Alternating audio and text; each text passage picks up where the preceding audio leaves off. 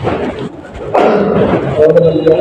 پچھلے ماہ کو کپڑے نہ بدل گئے آج پہلوان کپڑے نہ بدلے سارے کپڑے خراب ہو گئے نو چھوڑ جائے کا دن کوئی نہ پہرے نہ پرانے نہ کوئی فقیر غریب لے لے وہ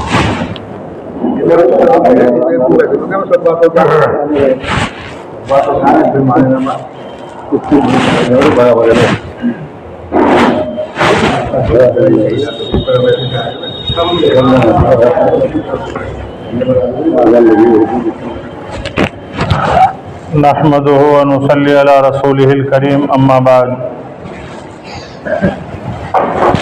محترم دوستو بھائی اور عزیزو،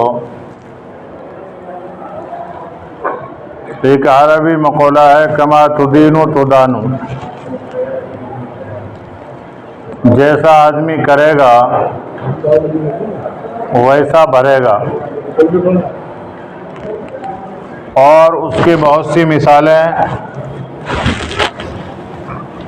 اور اس کے نمونے اور تجربے دنیا کے اندر بھی نظر آتے ہیں کہ آدمی جیسا کرتا ہے ویسا ہی پھر اس کے ساتھ کیا جاتا ہے۔ اور کیا ہے محمد ہر لو جوان کے پہ اور بتا 100 روپئے کھانے والا داڑھی بھی لٹکا اس طرح آواز کم کر رہا تھی۔ اور یہ دنیاوی زندگی اسی لیے اللہ رب العالمین نے عطا فرمائی ہے کہ اس دنیاوی زندگی کے اندر ہم کچھ کریں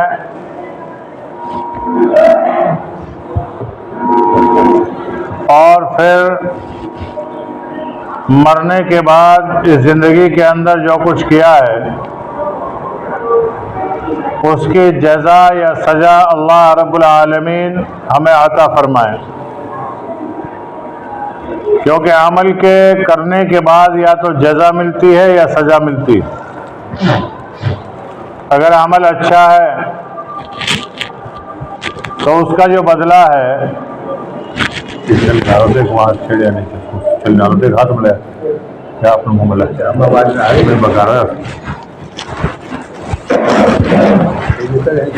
کسی بھی عمل کا جو بدلہ ہوتا ہے وہ دو طرح کا ہوتا ہے، یا تو اس کے بدلے میں عوض میں اچھائی ملتی ہے یا برائی ملتی ہے۔ اس کے بدلے میں اگر اچھائی مل رہی ہے تو وہ اس کی جزا ہے،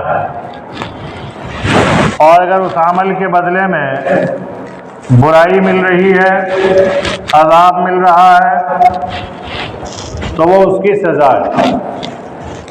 تو یہی ہے نیک کاموں کی جزا سمجھو ثواب، اور سزا بد کام کی جانو عذاب۔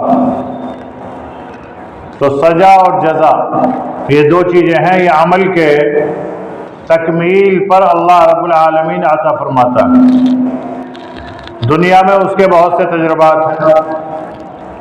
ایک آدمی وہ ہے جو صبح کو اپنے کام پر نکلا، شام کو جو ہے کچھ کما کر لایا، یا کچھ بھی اگر نہیں لایا تو کم سے کم تجربات کا علم لے کر آیا۔ خالی ہاتھ کوئی نہیں آتا، کیوں؟ اس لیے کہ من جدہ وجدہ، جو محنت کرتا ہے، کوشش کرتا ہے، وہ کچھ نہ کچھ ضرور پاتا ہے۔ آدمی صبح سے شام تک گیا، ایک بھی روپیہ اسے نہیں کما، لیکن کم سے کم اس محنت سے اسے کچھ نہ کچھ سبق ضرور ملا۔ پھر وہ آئندہ یہ سوچے گا کہ اگر میں آج ایسے کرتا تو ویسے ہو جاتا، آج میں یوں چلتا تو یوں کما لیتا، تو کم سے کم یوں کا علم تو اسے ملا۔ اور ایک آدمی جو گھر میں بیٹھے ہوئے گنت لگا رہا ہے، وہ خیالی پلاؤ پکا رہا ہے، اسے نہ تجربہ آئے گا، نہ اس کو بدلے کا انعام ملے گا، نہ اس کو کوئی چیز حاصل ہوگی۔ اسے تو صرف اس کی زندگی تباہ اور بربادی کی طرف لے کر جائے گی، پھر وہ پچھتائے گا، پچھتانے سے کوئی فیض نہیں پہنچے گا۔ ایک پاکستان کے کوئی مسافر تھے، وہ قطر پہنچے اتفاق سے۔ قطر میں ایک شخص سے اس کی ملاقات ہوئی، وہ آدمی سیریا کا رہنے والا۔ تو بعض لوگوں کی عادت ہوتی ہے خیرات کی، بھلائی کی، کسی کو کھلانے کی، پلانے کی، اور بعض کو عادت ہوتی ہے جی چرانے کی۔ بعض لوگ تو مہمان کے آنے پر بھی خوش ہوتے ہیں، اور بعض آدمی مہمان کے آنے پر چاہے زبان سے نہ کہیں لیکن دل سے انہیں کراہت محسوس ہوتی ہے کہ لو صاحب آ گئے، اب ان کی خاطر تواضع کرنی پڑے گی، چاہے زبان سے نہ کہے۔ اور بعض آدمی ایسا ہوتا ہے انتظار میں رہتا ہے کب کوئی مہمان آوے، کب ہم اس کی ضیافت کریں، مہمان نوازی کریں۔ تو یہ سیریا کا جو شخص تھا یہ بڑا مہمان نواز تھا۔ اس نے اس شخص کی دعوت کی اور یوں کہا کہ یہاں سے کچھ دور فاصلے پر میرا مزرعہ ہے، وہاں پہ میں آپ کی دعوت کر رہا ہوں، شام کو کھانا میرے یہاں کھانا۔ مزرعہ کہتے ہیں عربی کے اندر کھیتی کو، انگلش میں فارم کہہ لو اسے۔ اور ہمارے یہاں کھیتوں پہ جو مکانات بنا لیے جاتے ہیں اس کو عربی کے اندر مسکن مزرعہ کہا جاتا ہے، یعنی کھیتوں میں رہنے والا۔ تو سیریا والے نے جب دعوت کی، یہ سب شام کو پہنچے تو بڑے لذیذ کھانے بنائے اس نے، جنہیں کھا کر اس کی طبیعت خوش ہو گئی۔ تو بعض وقت آدمی مہمان اور میزبان بے تکلف ہو جاتے ہیں، تو انہوں نے ان سے پوچھ لیا کہ بھئی کھانا ماشاءاللہ بہت اچھا بنا، تم نے بنایا ہے کسی مطعم سے، ہوٹل سے لائے؟ انہوں نے کہا کہ میں نے خود بنایا ہے۔ تو بہت اچھا کھانا بنانا جانتے ہیں آپ، یہاں کوئی آپ کا نہیں رہتا کیا؟ فیملی کہاں رہتی ہے؟ باتیں چل گئی۔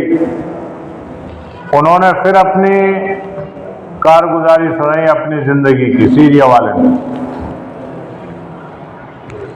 کہ میں سیریا رہا کرتا تھا اور ہمارے یہاں پانی بھرنے کے ٹینکر بنا کرتے تھے، بہت بڑا کارخانہ تھا، بہت لمبی کارگزاری لیکن مختصر۔ اس نے اپنی کارگزاری سنائی کہ ہم بہت بڑے مالدار لوگ، 3 بھائی تھے، والد کا انتقال ہو گیا، سارا کارخانہ ہم تینوں بھائی سنبھالنے لگے، بہت بڑا ہمارا بزنس۔ اور پھر اس نے یہ بتلایا کہ میری بیوی جو میری چچیری بہن تھی، چچے کی لڑکی سے میری شادی ہوئی، اسے ایک بیماری لاحق ہوئی سرطان کی، ایک مہلک مرض ہے۔ تو وہ لکھتا ہے کہ وہ کہتا ہے کہ میں نے اس کے علاج معالجے میں بہت پیسہ لگایا، یہاں تک کہ اتنا پیسہ لگا کہ ہمارا کارخانہ، فیکٹری سب بک گئی، اور بھائیوں کی جتنی کمائی تھی وہ بھی لگ گئی، ساری کمائی لگا کے بالکل ہم خالی ہاتھ ہو گئے۔ لیکن اللہ نے اسے شفا یابی دی، پھر ہم دوسرے لوگوں کے یہاں کام کرنے لگے۔ جب وہ اچھی خاصی ہو گئی تو ایک روز مجھ سے یوں کہنے لگی کہ میں آپ سے طلاق چاہتی ہوں۔ اب یہ بڑا حیران کہ ساری دولت اس پہ لٹا دی اور اب صحیح ہوئی تو اب جو ہے طلاق چاہتی۔ تو میں نے ان سے کہا کہ تم مذاق کر رہی ہے، حقیقت بتلا رہی؟ نہیں، حقیقت میں ہی میں چاہتی ہوں کہ تم مجھے چھوڑ دے۔ تو پھر تو کہاں جائے گی؟ وہاں ہاسپٹل میں جب میں رہا کرتی تھی، اور علاج بھی کہاں پر ہوا؟ جرمن میں۔ معالجین نے بتلایا کہ اس کا علاج جرمن میں ہوگا، اور جرمن میں جانے کے لیے لاکھوں روپے خرچ ہوئے ان کے۔ تو اس نے بتلایا کہ وہاں ایک سیریا کا لڑکا رہا کرتا تھا، اس سے میرے تعلقات ہو گئے، عشق ہو گیا۔ اب میں آپ کو چھوڑ کر اس کے پاس رہنا چاہتی ہوں۔ اب یہ بڑا پریشان بیچارہ، کہ صاحب کیا کریں. خیر اس کو سمجھایا، پھر اس کے والدین کو بلایا، چچا وغیرہ کو. جب والدین کو بلایا تو والدین نے ان سے ہاتھ دلائی کہ تو یہ نہیں سوچتی یہ کیا کہہ رہا ہے، تو نے اس سے طلاق مانگی جبکہ اس نے سارا مال دولت تیرے اوپر خرچ کر دیا. تو وہ اپنے ماں باپ کے سامنے مکر گئی کہ نہیں میں نے تو نہیں کہا اس سے ایسا کچھ بھی، میں کیوں چاہتی اس سے طلاق. اب یہ بتلاتا ہے کہ میں یوں پریشان ہو گیا کہ ادھر اس نے مجھ سے کہا بھی اور اس کا دل بھی اس کی طرف ہے اور ماں باپ کے سامنے یہ مکر گئی. تو میں نے پھر 5 آدمی بٹھلائے، قبائلی ہماری پنچایت ہوئی. پنچایت میں قبیلے کا فیصلہ جو ہوتا ہے وہ سر ماتھے پر پنچایت کا، تو وہاں فیصلے میں یہ آیا کہ بھئی یہ جھوٹا ہے یا یہ جھوٹی ہے، قسم کھاؤ. اب اس سے قسم جب کھلوائی تو قرآن کو ہاتھ میں رکھ کر اس نے قسم کھائی کہ میں نے ایسا اس سے نہیں کہا اور نہ میں اس سے دور رہنا چاہتی ہوں، نہ میرا کسی سے کوئی تعلق ہے. جھوٹی قسم کھائی. اب جب اس نے قسم کھا لی جھوٹی تو وہ سچی مانی گئی، یہ جھوٹا مانا گیا. اب اس پہ ڈن رکھا گیا کہ جب تمہارے اب دل نہیں مل رہے تو تمہارے لیے فیصلہ اب یہ ہے کہ جب یہ نہیں مانگتی تھی طلاق لیکن اب اس کو طلاق دے اور 90 لاکھ روپے تجھے اس کے لیے ہرجانہ خرچانہ دینا پڑے گا اور 20 لاکھ روپے فلاں مزار کے نام سے نظر کرنی پڑے گی. یہ ڈنڈ ہے. 20 لاکھ وہاں جا کے نظر نیاز کر اور 90 لاکھ اس کو دے ہرجہ خرچہ، کیونکہ اب تمہاری آپس میں نا اتفاقی ہو گئی اور یہ بھی رشتہ نبھے گا نہیں، اس لیے فیصلہ اب یہ ہے. تو انہوں نے بتلایا کہ ہم نے اپنے سارے مکان، ساری جاگیر جائیداد بیچ باچ کر سارا سب کچھ چکایا اور چکانے کے بعد میں ہم کرائے کے مکان میں رہنے لگے. پھر دوسرے چچا نے مجھے لڑکی دی، میرا اس سے رشتہ ہوا. پھر میرا قطر آنا ہوا، کہیں سے ویزا ملا قطر کا، میں قطر آ گیا. لیکن قطر میں پریشان تھا کیونکہ یہاں کوئی کام نہیں تھا. تو اس نے بتلایا کہ میں نے پھر لوگوں سے پوچھا کہ بھئی سیریا کے یہاں کوئی لوگ رہتے ہوں مجھے ان سے ملوا دو. اب ظاہر سی بات ہے باہر جا کر کوئی علاقے کا آدمی مل جائے تو کچھ نہ کچھ مروت اور محبت ہوتی ہی ہے. لہٰذا وہ کہتا ہے کہ میں ان میں جا کے اپنے لوگوں میں جا کے رہنے لگا. میں نے ان سے کہا بھئی جب تک کام دھام نہ ملے مجھے اپنے یہاں سکون سے رہنے دو، کھانا پینا دے دو. لیکن باہر رہ کر آدمی کب تک کسی کی پرورش کرے، خیر خواہی کرے؟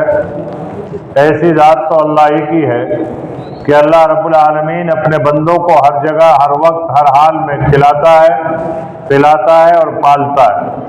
جبکہ ہم جنس کے اعتبار سے اللہ کے جنس سے بھی نہیں، ہم تو اللہ کے بندے ہیں، اللہ کی مخلوق. خیر وہ کہتا ہے کہ مجھے چند دن رہنے کے بعد میں مجھ سے لوگوں نے کہا بھئی اب آپ یہاں سے چلے جائیں، کافی دن ہو گئے آپ کو کاروبار مل نہیں رہا، ہمارے یہاں کھانا پینا رہنا سہنا آپ کا ہو رہا، ہم پہ بوجھ بن رہا، آپ جو ہے یہاں سے چلے جائیں. اب میں جاؤں کہاں؟ وہ کہتا ہے کہ میں پھر پریشان سا جب ہوا تو ہمارے ایک سیریا کے ساتھی نے کہا کہ میں تیرا جاب لگواؤں گا، میرے ساتھ چل. میں بڑا خوش ہوا کہ صاحب یہ لگوائے گا. اس نے کیا کام کیا، مجھے لے کے گیا اور ایک بہت بڑا آفس تھا، وہاں دروازے کے پاس لے جا کے مجھ سے کہا کہ مجھے تھوڑا ضروری کام ہے تو اس گیٹ میں اندر جا، رکنا نہیں، بالکل سامنے چلا جائے، ایک دم سامنے وہاں بیٹھے ہیں لوگ، وہ تجھے جاب دیں گے. اب یہ کہہ رہا کہ میں تو بے دھڑک ہو کے چلا گیا، میں سمجھا میری بات کر لی ہوگی انہوں نے. میں گیٹ پہ گیا تو مجھے گیٹ والے نے روکا تو میں نے کہا نہیں مجھے اندر پرمیشن ہے، اجازت ہے. میں سیدھا پہنچا تو وہاں چل رہی تھی میٹنگ، اور میٹنگ تھی فوج کے جرنلوں کی، خفیہ میٹنگ چل رہی تھی. اور میں اس خفیہ میٹنگ میں بے دھڑک اندر پہنچ گیا. جب وہاں کے جو بریگیڈیئر تھے، جرنل تھے، اس نے مجھے دیکھا تو بڑا غصہ ہوا. اس سے کہا تو یہاں اجنبی آدمی کیسے اندر آ گیا؟ یہاں تو آنا ہی نہیں چاہیے کسی غیر آدمی کو. اس نے کہا جی میں تو جاب کے لیے آیا ہوں، مجھے بھیجا کہ صاحب جاب ملے گی. انہوں نے کہا اچھا ہم دلوائیں گے تجھے جاب، بیٹھ گیا. تو میں بڑا خوش ہوا. انہوں نے فوراً جو ہے گھنٹی بجائی, ایک سپاہی آیا اور پکڑ کے لے گیا. مجھے اسے جیل میں ڈال دو, اس نے بہت بڑے قانون شکنی کی. تو یہ کہتا ہے کہ میں بڑا چلایا, رویا. ادھر میٹنگ چلتی رہی. جب میٹنگ سے فارغ ہوئے تو بڑے جنرل جو ہے میرے پاس آئے, مجھ سے کہا کہ اب بتا تیرا کیا مسئلہ ہے, تو مخبر ہے, جاسوس ہے, کیا ہے, تو یہاں تک پہنچا کیسے؟ تو وہ کہتا ہے کہ میں نے اپنی ساری کارگزاری اس کو پھر سنائی. اس نے کہا چل ٹھیک ہے, میرے کھیتی باڑی کا کام ہے, اگر تو وہ کر سکتا ہے تو 3 مہینے تک کر کے دکھلا, اس کے بعد میں تجھے جاب دوں گا. تو بتلاتا ہے کہ میں نے پھر وہاں پر اپنا کام بڑی محنت سے لگن سے کیا. وہ مجھ سے خوش ہو گیا. 3 مہینے کے بعد مجھے تنخواہ ملی. پھر میں نے اس کو اپنی ساری کارگزاری بتلائی کہ صاحب میں کھیتی باڑی والا تو نہیں تھا, ہمارا تو ٹینکروں کا کام تھا, بہت بڑی فیکٹری تھی. پھر اس نے بتلائی ساری اپنی کارگزاری اس شیخ کو. تو شیخ نے کہا کہ ایک کام نہ کریں, ہم یہیں پر وہ ٹینکروں کی فیکٹری ڈال لیتے ہیں, کیونکہ عرب کے جتنے بھی ممالک ہیں, سارے عرب کے ملکوں میں پینے والے پانی کی بہت زیادہ قلت ہے. بڑے بڑے پلانٹ آروں کے جگہ جگہ لگے ہوئے ہیں. ٹینکروں سے گھروں میں عموماً آج بھی پانی جاتا ہے. حجاج کرام کے لیے بھی یہی ہوتا ہے, حاجیوں کی بلڈنگوں میں پانی ٹینکروں سے ہی پہنچتا ہے آج بھی. ساری پانی کو پتہ نہیں کہاں پلانٹوں میں وہ بناتے ہوں گے میٹھا, پھر پہنچاتے ہیں. بورنگوں کا سسٹم میٹھے پانی کا نہیں ہے. تو یہ کہتا ہے کہ اس کے بعد میں نے پھر اس کے ساتھ حصے داری میں کام کیا, اور آج قطر میں ہماری کمپنی سب سے بڑی کمپنی ہے, لہٰذا مجھے کوئی بھی دیندار بھلا آدمی ملتا ہے, میں اس کی دعوت کرتا ہوں اور اپنے یہاں مزرعہ کھیتی باڑی پر لا کر اس کی دعوت کر کے کھلاتا ہوں اور اللہ کا شکر ادا کرتا ہوں. پھر اس نے پوچھا, اس نے کہا اچھا تیری پہلی بیوی کا کیا ہوا, اس کا تو بتا, جس کی وجہ سے تجھے یہ ساری صعوبتیں جھیلنی پڑی. تب اس نے بتلایا کہ اس کا حال یہ رہا کہ مجھ سے چھوٹنے کے بعد, عدت کے بعد, اس نے اپنے اسی عاشق سے شادی کی, اور شادی کرنے کے بعد اس کے ساتھ رہی, 2 بچے پیدا ہوئے. پھر اس کو وہی بیماری, پھر سرطان کی بیماری پھر اس کو اٹھنے لگی. تو اس کا وہ علاج نہ کرا سکا, 2 بچوں کو لے کے وہ وہاں سے بھاگ گیا اور اسے وہاں تڑپتے ہوئے چھوڑ کر چلا گیا. تو یہ واقعہ عرض کرنے کا مقصد یہ ہے کہ ہمارا اور آپ کا سب کا دنیاوی زندگی کا معاملہ بالکل ایسا ہی ہے. اسی لیے اللہ کے رسول صلی اللہ علیہ وسلم فرمایا کہ الدنیا جیفۃ وطالبها کلاب. ایک جگہ ارشاد فرمایا کہ الدنیا جیفۃ, الدنیا ملعون وملعونۃ ما فیہا, او کما قال علیہ الصلوۃ والسلام. یہ اللہ کے رسول نے فرمایا کہ دنیا کیا ہے, الدنیا جیفۃ وطالبها کلاب, کہ دنیا ایک مردار ہے اور اس کا طلب کرنے والا کتا ہے. جیسے کتا مردار کی تلاش میں سونگتا گھومتا پھرتا رہتا ہے, جہاں مردار ملا اپنا پیٹ بھرتا, ایسے ہی دنیا بھی ایک مردار ہے, اور ہم جو اس کے پیچھے لگے ہوئے ہیں, مردار کی تلاش میں لگے ہوئے ہیں, تو اسی میں ہماری ساری زندگیاں کھپ رہی ہیں. اور یہ دنیا ایسی بے وفا ہے جیسے اس سیرین کی بیوی بے وفا تھی. یعنی جب تک مریض تھی جرمن تک میں اس کا علاج وہ کراتا رہا, اور جہاں تندرست ہوئی وہیں طلاق مانگی. یہی حالت اس ساری دنیا کے احوال کی. ہم اپنا بچپنا, اپنی جوانی اور اپنی قوت, اپنی صلاحیت اور اپنی استعداد ساری کی ساری اس دنیا پہ لگاتے ہیں, لیکن جب دنیا کے خلاف ہم چلنا چاہتے ہیں, یا دنیا چاہتی ہے جب ہم سے چھن کر چلی جاتی ہے. دنیا کیا ہے چیز, دنیا از خدا غافل شدن. شیخ سعدی رحمۃ اللہ علیہ نے فرمایا کہ دنیا کہتے کس کو ہے, یہ خالی کھول یہ دنیا نہیں ہے, بیوی بچے دنیا نہیں ہے, مال دولت بھی دنیا نہیں ہے. پھر دنیا ہے کیا چیز؟ تو دنیا ہے کیا؟ از خدا غافل شدن. ہر وہ چیز دنیا ہے جو اللہ سے غفلت میں بندے کو ڈال دے, یہ ہے دنیا. اگر مال غفلت میں ڈالتا ہے تو مال دنیا ہے, بیوی غفلت میں ڈالتی ہے تو بیوی دنیا ہے, بچے دین سے غفلت میں ڈال رہے ہیں تو بچے دنیا ہے, دکان غفلت میں ڈال رہی ہے تو دکان دنیا ہے, ملازمت غفلت میں ڈال رہی ہے تو ملازمت دنیا ہے, مزاریات غفلت میں ڈال رہی ہے تو کھیتی باڑی اور مزاریات یہ دنیا ہے. چیز دنیا از خدا غافل شدن, کہ دنیا کہتے ہی اس کے ہوئے جو اللہ کی یاد سے, اللہ کے ذکر سے غفلت دوزخ میں ڈالے۔ تو اس لیے محترم دوستو، بھائیو اور عزیزو، دنیا میں ہم رہ رہے ہیں، لیکن ایسے رہیں دنیا میں کہ ہماری یہ ساری چیزیں ہمارے لیے بجائے وبال جان بننے کے یہ ہماری معاون بنے، دنیا میں بھی معاون بنے اور آخرت میں بھی معاون بنے، ورنہ ہمیں بھی ایسے ہی پچھتاوا ہوگا جس طریقے سے اس بے وفا بیوی کو پچھتاوا ہوا کہ شوہر بھی گیا، بچے بھی لے کے وہ عاشق چلا گیا، اور پھر بیماری کے حالت میں تڑپتی ہوئی اکیلی رہ گئی۔ یہی حالت ہماری بھی ہونے والی ہے۔ جب موت کے فرشتے آئیں گے، دنیا سے ہماری روح نکل کر مقام تک پہنچے گی، اصلی مقام تک، اس وقت جو ہے نہ بچے کام آئیں گے، نہ ہماری بیوی کام آئے گی، نہ ہمارا مال اور دولت کام آئے گا، صرف اس وقت کام آئے گا مالک حقیقی۔ اب وہ جب عورت تڑپ رہی ہوگی تو اسے اپنا پہلا مالک کتنا یاد آ رہا ہوگا۔ اسی طریقے سے ہم سب کا مالک اور خالق صرف ایک اللہ ہے، ہمیں اسی اللہ کو راضی کرنا ہے اور اسے چھوڑ کر کسی کی طرف نہیں جانا، اور کسی سے عشق نہیں لگانا، اور کسی کی طرف متوجہ نہیں ہونا۔ اللہ رب العالمین ہم سب کو اس واقعات سے عبرت حاصل کر کر، سبق لے کر اپنی زندگیوں کو سدھارنے کی توفیق عطا فرمائے۔ اب رمضان المبارک کا مہینہ بالکل قریب ہے، اس لیے ابھی سے ہم رمضان المبارک کی تیاری کریں، اور اس کی آسان سی تیاری ہے، سب سے پہلے اپنی ذات کو تیار کر لیں کہ مجھے رمضان المبارک کے پورے روزے رکھنے ہیں، یہ طے کر لیں ابھی سے۔ اور جب دل میں کچائی سی آوے کہ نہیں صاحب پورے تو مشکل رکھے جائیں گے، موسم بھی پتہ نہیں کیسا ہوگا، لیکن یہ سوچیں کہ اگر ہم مر گئے جب کیا ہوگا، اور آج تک کوئی روزے کی وجہ سے مرا ہے نہیں، پوری تاریخ شاہد ہے۔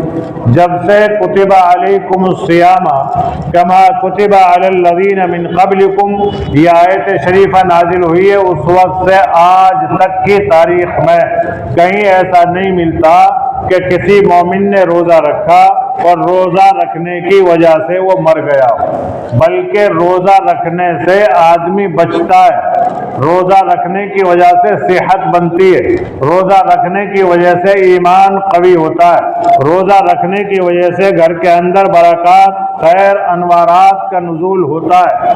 ایسا نہیں ہے کہ روزے سے آدمی مرے۔ باقی روزے کے تعلق سے انشاءاللہ اگلے جمعے کو تفصیل سے بات چیت ہوں گی، لیکن سب سے پہلے آپ عزم مصمم کر لیں کہ صاحب ہم پکا ارادہ کرتے ہیں کہ انشاءاللہ کچھ بھی ہو جائے لیکن رمضان کے پورے روزے رکھیں گے۔ اللہ تبارک و تعالی ہم سب کو اپنے ارادوں میں پختگی اور پختگی پر عمل کی توفیق عطا فرمائے۔ وآخر دعوانا ان الحمد للہ رب العالمین۔ اللہ اکبر، اللہ اکبر۔